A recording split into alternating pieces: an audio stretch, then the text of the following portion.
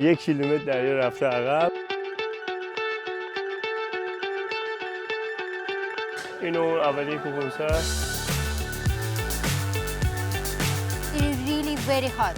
ملوانه از این بیرات کردن اجازه دادن بیان تو کابین.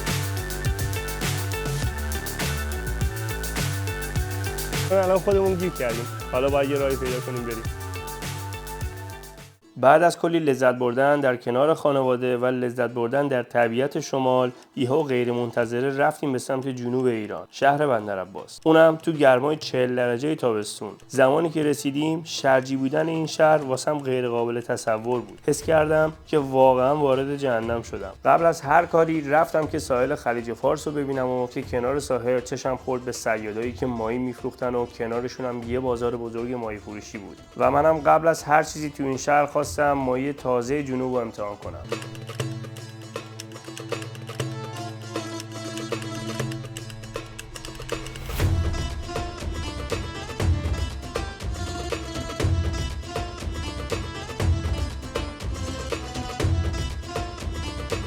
وقتی که وارد بازار ماهی فروشا شدیم، بیش از 100 نوع ماهی مختلف دیدیم که من و مارینا حتی اسمشون رو هم نمیدونستیم و این واسمون خیلی عجیب بود که ما تو ایران این همه تنوع ماهی داریم که حتی تو تایلند هم از این گونه ماهی‌ها ندیده بودیم. اما یه چیز جالب که صیادای اونجا میگفتن این بود که یک سری از این ماهی‌ها خوردنش تو دین اسلام حرامه و این قانون توی ایران گذاشته شده.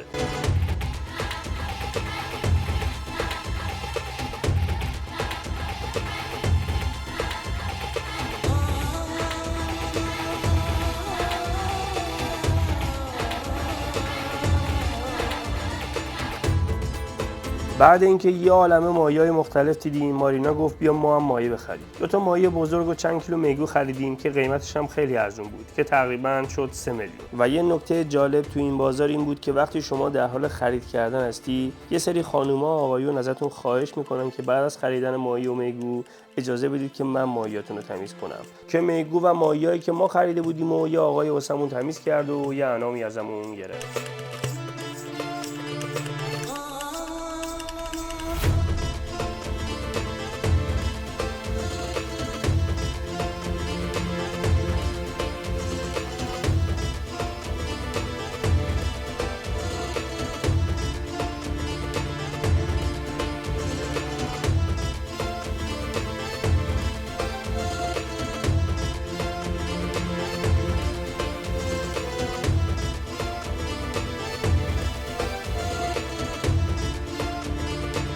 از بازار زدیم بیرون و رفتیم به سمت یکی از ساحل‌های زیبا که تو مسیر با چند تا مجسمه جالب که کنار ساحل نصب شده بود برخورد کردیم که شمشیر، آرپیجی و تفنگ رو تو دستای سربازای ایرانی به سمت بیرون کشور نشون میداد.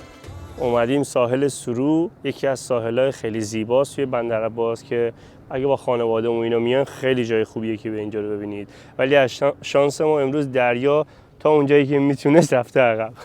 فکر کنم 1 کیلومتر دریا رفته عقب و حتی یه سری کشتی‌ها موندن توی خشکی همینطوری تا آب برگرده و دوباره برن روی آب که بتونن. و یه سری کشتی‌ها هم هستش اینجا واسه بارگیری میمونن تو نوبت، مثل اینکه حالا سیستم کشتی‌ها به این صورته که نوبت میذارن، میمونن لنگر میندازن توی آب تا نوبتشون بشه و بار بزنن و بارگیری کنن و برن.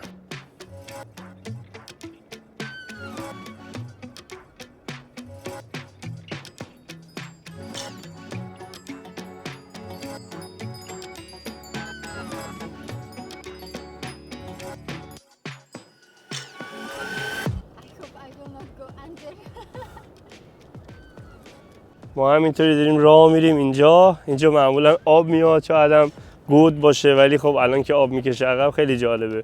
شما میتونید کلی شاید 200 متر 300 متر بعضی وقتا میتونید برید، شاید هم بیشتر. ما الان از اونجا تا اینجا اومدیم و همچنان خیلی مونده تا برسیم به لب آب چون خیلی رفته عقب و مردم میان با ماشین.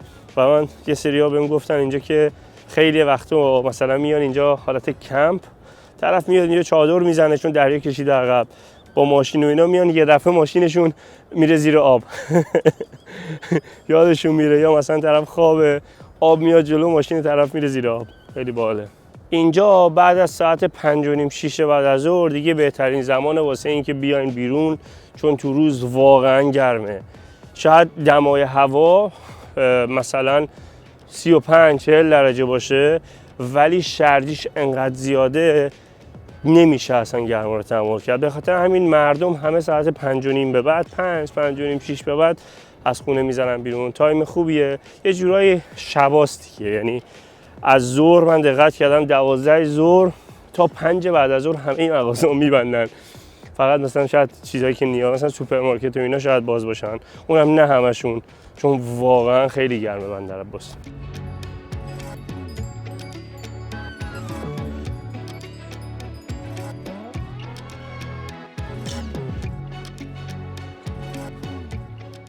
این اسکله است. اسکله کلا تو خشکیه.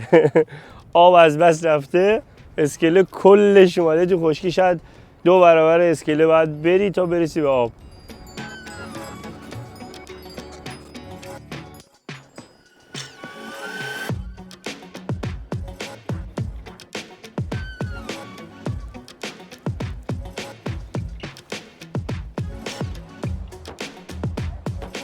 خلاصه رسیدیم به آب بعد از کلی پیاده روی، فکر کنم 400-500 متر ما پیاده اومدیم تا برسیم اینجا. و این کشتی ها نمیدونم چراغاشون روشن خوب دیده میشه یا نه، اینا همه منتظرن که بارگیری کنن. بچه‌ها بندر عباس جاییه که کل ایرانو از این منطقه معمولا تامین میشه بیشتر، یعنی شاید 70-80 درصد چیزایی که ما تو ایران داریم، حالا مواد غذایی و پوشاک و همه چی از اینجا میشه. کشتی‌های خیلی بزرگ، شاید 10,000 8,000 20,000 کانتینر روی کشتی جا میشه و جنس میارن. همشون اینجا هستن که بارگیری کنن. حالا جنس میارن، یه سری ها میبرن. این قسمته. اون ورم که شهره، همینطور که میبینید چراغا روشنه. جای باحالیه در کل.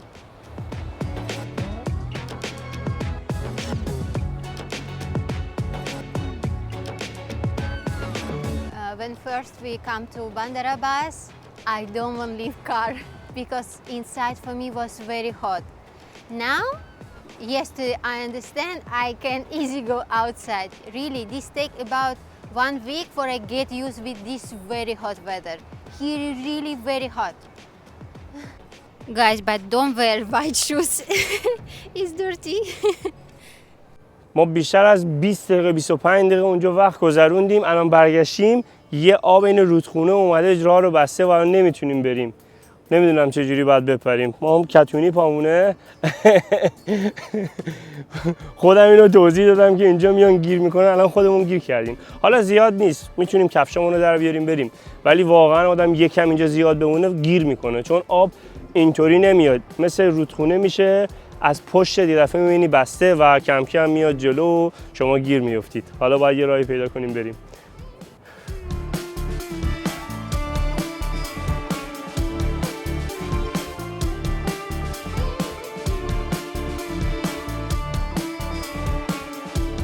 بندر عباس که اومدید باید حتما بیاین جزیره قشم و ما هم میخوایم امروز بریم جزیره قشم. اینجا بلیط میخرید از یکی از بنادر قشم و میایین سوار این قایقا میشید. نفری 105,000 تومان بلیطشه که شما رو میبرن تا قشم. فکر کنم مسیرش هم 30-40 دقیقه بیشتر نباشه چون خیلی نزدیکه. ما داریم سوار میشیم و بریم.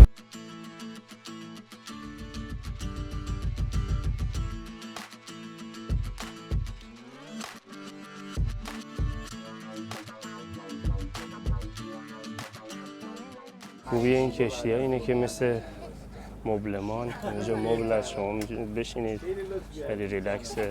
از این کولر بزرگان پشت سرمونه، خنک. بریم سمت قشم.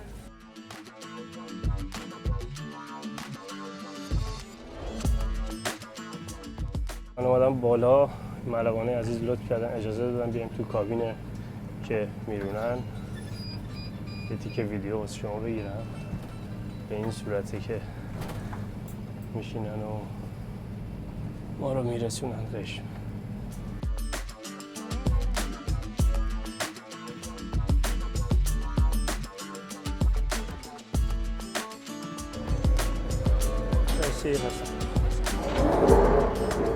خب ما رسیدیم به قشم. اینجا مسکله که ما رو آورد، با این کشتی اومدیم.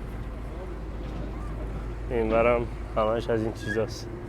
خیلی هوا گرمه اینجا دوستان. تو تابستون هیچکی نمیاد اینجا، ما اومدیم.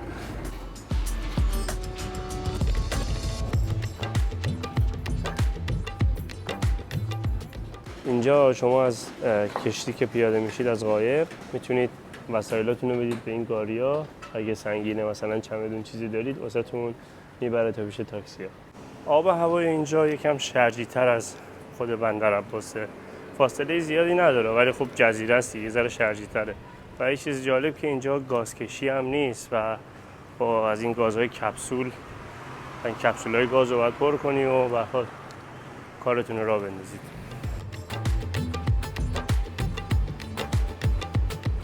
قشم بیشتر واسه توریستا جنبه خرید کردن داره. اینجا چیز خاصی به نظرم نداره، فکر میکنم همش پاساژ و این چیزا، چون خیلی از مغازه‌ها به صورت عمده اینجا میفروشن. حالا تک فروشی هم هستش ولی از سر تا سر ایران خیلی هم میان اینجا جنس میخرن که میبرن توی شهرشون میفروشن. به صورت عمده میخرن و میبرن اونجا تک فروشی میکنن.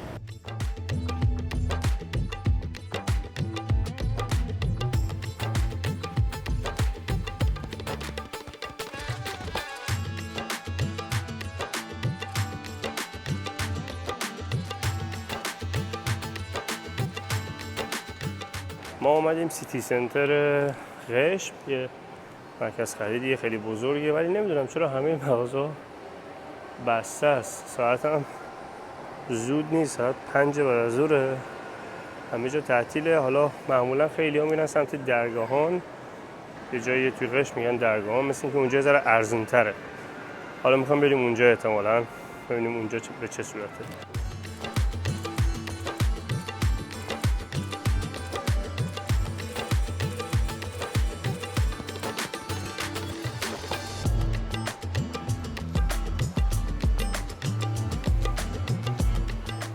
سوار تاکسی شدیم که بریم سمت درگاهان.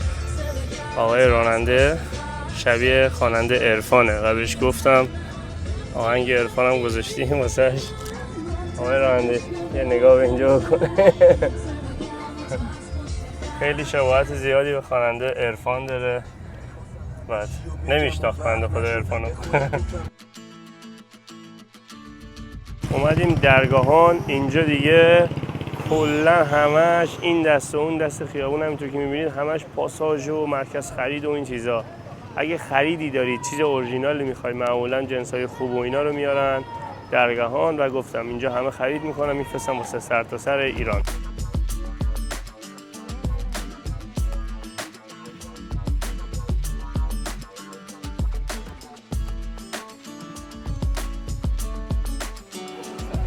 اینو اولیه کوپونسر